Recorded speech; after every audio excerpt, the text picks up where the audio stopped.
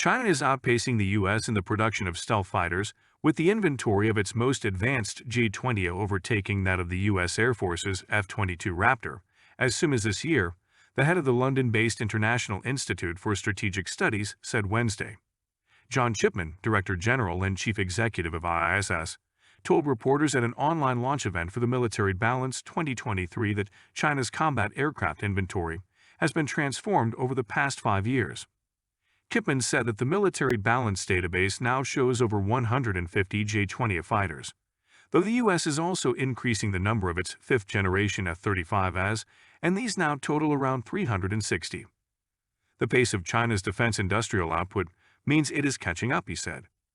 Indeed, if deliveries continue at the same speed, in 2023 the number of J-20 as will eclipse the inventory of the U.S. Air Force's other fifth-generation combat aircraft, the F-22, Chipman said.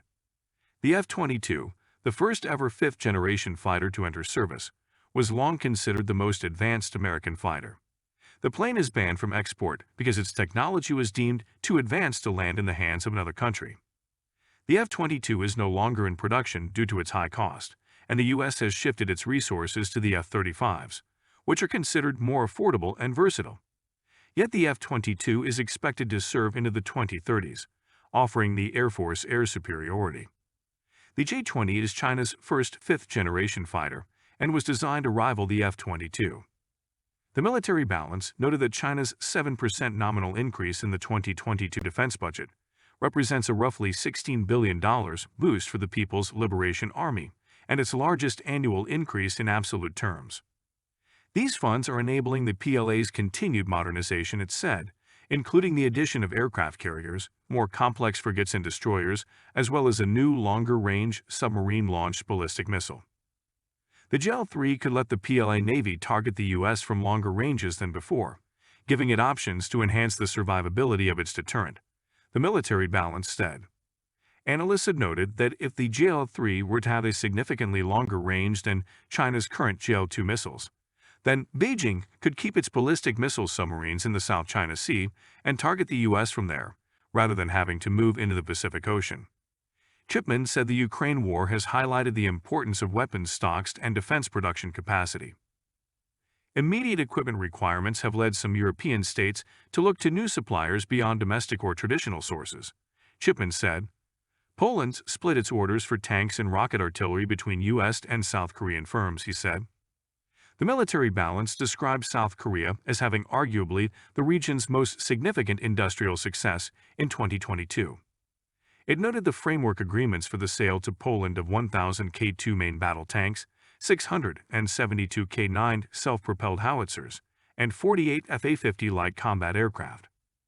The agreements between Poland and South Korea represent by some distance the largest defense export deal secured by an Asian country, it said. The Ukraine war is also changing the European defense landscape in another way, Chipman noted.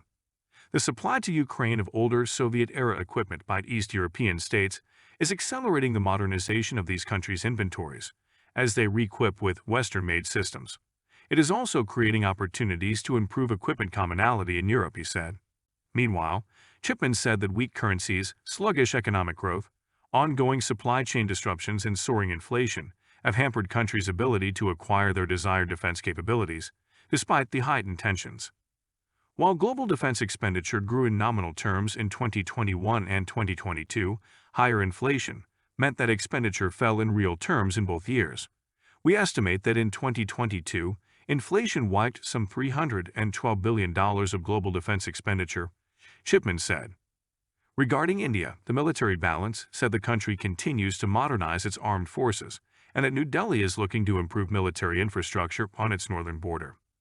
It noted that in 2022, concerns were raised over India's dependence on Russia for weapons and spare parts, after Russia's full-scale invasion of Ukraine. Recent imports of foreign equipment have primarily been from the U.S. and France, it said. But India's large conventional forces are troubled by inadequate logistics and shortages of ammunition, spare parts and maintenance personnel, the report said. Though modernization continues, many equipment projects have seen delays and cost overruns, particularly indigenous systems.